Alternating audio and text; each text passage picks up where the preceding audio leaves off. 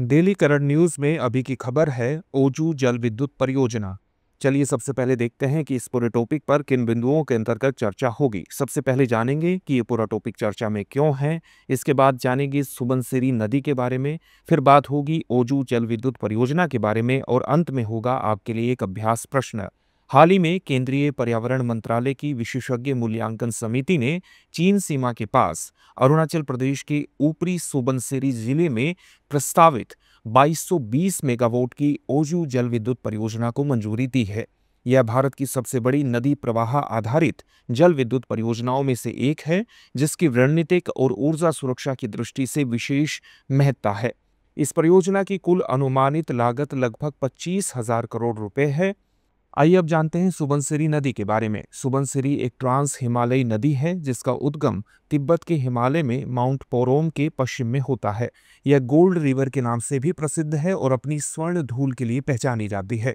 सुबनसिरी नदी अरुणाचल प्रदेश होकर असम के मैदानों में प्रवेश करती है और ब्रह्मपुत्र की दक्षिणी दाहिनी सहायक नदी है। यह नदी चीन, अरुणाचल प्रदेश और असम में प्रवाहित होती है और लखीमपुर यानी असम में ब्रह्मपुत्र में मिल जाती है।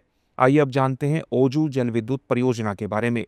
ओजू परियोजना ऊपरी सुबनसिरी जिले के ताकसिंग ब्लॉक के रेडी गांव के समीप सुबनसिरी नदी पर प्रस्तावित है। इसकी कुल अनुमानित क्षमता 2220 मेगावाट, मुख्य संयंत्र 2100 मेगावाट, बांध टो संयंत्र 120 मेगावाट है। यह परियोजना भारत चीन सीमा पर स्थित रणनीतिक क्षेत्र में है और देश की ऊर्जा सुरक्षा व जल राजनीति में संतुलन का प्रतीक है। इसमें 100 मीटर ऊंचा कंक्रीट गुरुत्व बांध, 14 किलोमीटर लंबी हेडरेस्ट सुरंग और भूमिगत पावर स्टेशन शामिल हैं। इस परियोजना के लिए 750 हेक्टेयर वन भूमि का उपयोग होगा तथा लगभग 43 हेक्टेयर भूमि जलमग्न होगी।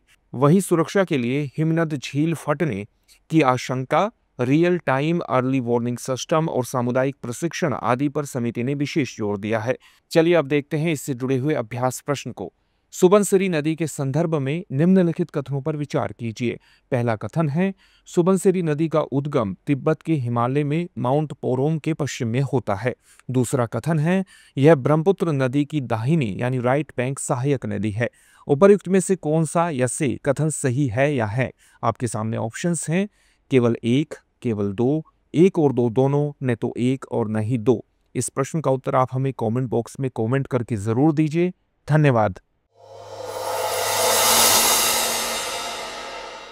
अब एग्जाम की तैयारी को और बेहतर करने के लिए हमारे चैनल को लाइक, शेयर और सब्सक्राइब करना ना भूलें।